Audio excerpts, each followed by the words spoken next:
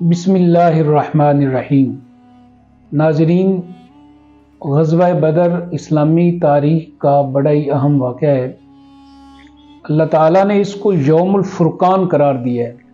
یعنی حق اور باطل میں فرق کر دینے والا معرکہ۔ اس کے اسباب میں سے قرز بن فہری کا ایک حملہ ہے مدینہ کی ایک چراگاہ پر،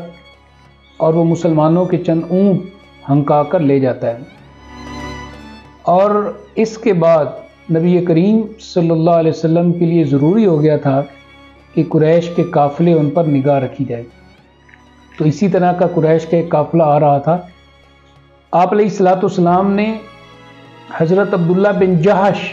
رضی اللہ تعالیٰ عنہ کی قیادت میں ایک مختصر سا دستہ بھیجا، اور ان کے ہاتھوں سے ایک شخص علا بن حضرمی قتل ہو گیا۔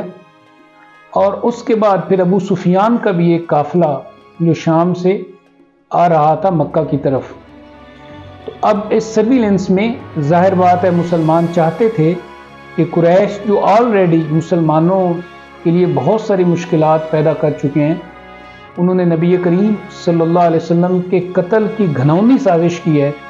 اور آپ علیہ الصلوۃ والسلام سیدنا صدیق اکبر رضی اللہ تعالیٰ عنہ کے ساتھ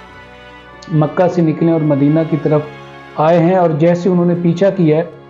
اور 13 سال مسلمانوں کے لیے جس طرح انہوں نے مشکلات کھڑی کر دی تھی،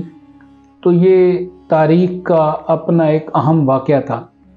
تو اب ضروری ہو گیا تھا کہ قریش کی چیرہ دستیاں اور ایذا رسانیاں ان کا کوئی سدباب کیا جائے۔ اللہ تعالیٰ کا بھی ایک وعدہ تھا کہ اللہ تعالیٰ یا تو قریش کا لشکر جو مکہ سے نکلا ہے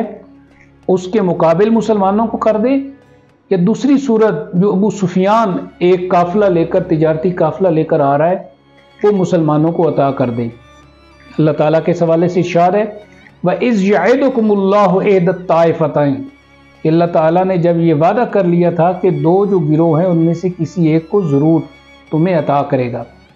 تو اللہ تعالیٰ تو یہ چاہتے تھے کہ مسلمان مشرکین کے دو بدو ہوں، اور لڑائی ہو، اور حق ہو جائے اور باطل ہو جائے۔ اور شاید مسلمانوں کی خواہش یہ تھی کہ وہ قافلہ جو ابو سفیان لے کر آ رہے ہیں اس سے مسلمانوں کا مقابلہ ہو، لیکن وہی ہوتا ہے جو اللہ تعالیٰ چاہتے ہیں۔ بالآخر مسلمان اور مشرکین آمنے سامنے آتے ہیں۔ مسلمانوں کی تعداد بہت ہی کم ہے، اور چاہتے ہیں رسول اللہ صلی اللہ علیہ وآلہ وسلم کہ انصار میں سے بھی کوئی آدمی بتائے اور اپنی اس طاقت اور سٹرینتھ کو واضح کرے کہ وہ کس قدر مسلمانوں کے ساتھ ہیں۔ اگرچہ سیدنا صدیق اکبر رضی اللہ تعالیٰ عنہ اور حضرت عمر بھی تقریریں کر چکے تھے، اور حضرت مقداد بن اسود نے بھی کہا تھا کہ اگر آپ یہ فرمائیں گے تو ہم ہر طرح کی قربانی دینے کے لیے تیار ہیں، اور ہم یہ نہیں کہیں گے اذهب انت وربک فقاتلا ان هاهنا قاعدون، کہ آپ جائیں اور آپ کا رب جائے اور جا کے قتال کریں اور ہم یہاں بیٹھے ہیں،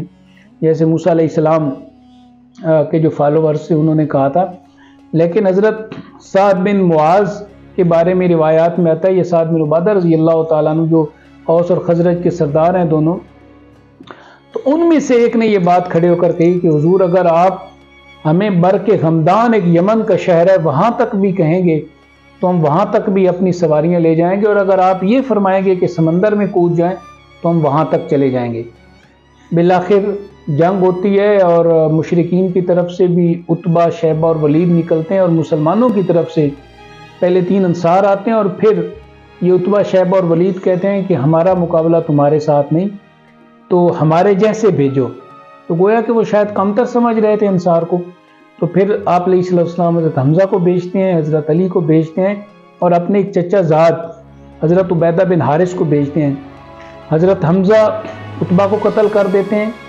اور حضرت علی رضی اللہ تعالیٰ عنہ وہ ولید کو قتل کر دیتے ہیں، جبکہ شیبہ کا مقابلہ جو ہے وہ عبیدہ بن حارث رضی اللہ تعالیٰ عنہ کے ساتھ ہوتا ہے، اور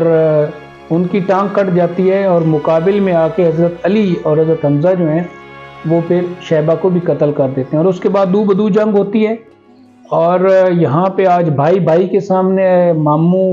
بھانجے کے سامنے حضرت عمر رضی اللہ تعالیٰ عنہ اپنے ماموں عاصم بن ہشام کو قتل کرتے ہیں، اور حضرت ابو عبیدہ بن جراح، ابو عبیدہ جو حضرت امین الامت ہیں رضی اللہ تعالیٰ عنہ، تو وہ اپنے والد کو قتل کرتے ہیں۔ اور یہاں پہ کئی انصاری صحابہ نے جو داد شجاعت دی ہے وہ اس کی ایک اپنی تاریخ ہے۔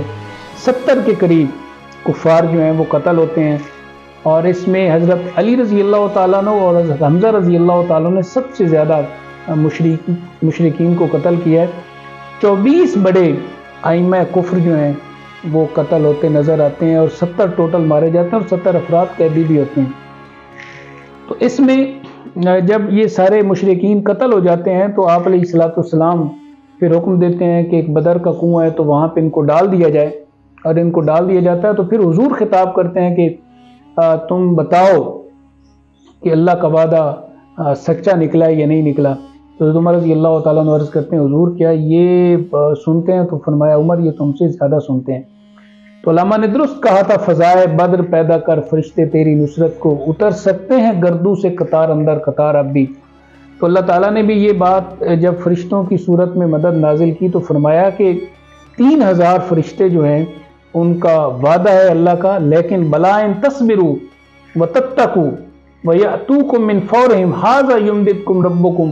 بخمسۃ آلاف من الملائکۃ مسومین۔ صبر اور تقوی یہ دو بڑی اہم چیزیں ہیں، اور اگر تم حملہ کرتے ہو یعنی حملہ فوری ہو جاتا ہے تو اللہ کی مدد جو ہے وہ 5000 فرشتوں کے ذریعے سے آ سکتی ہے۔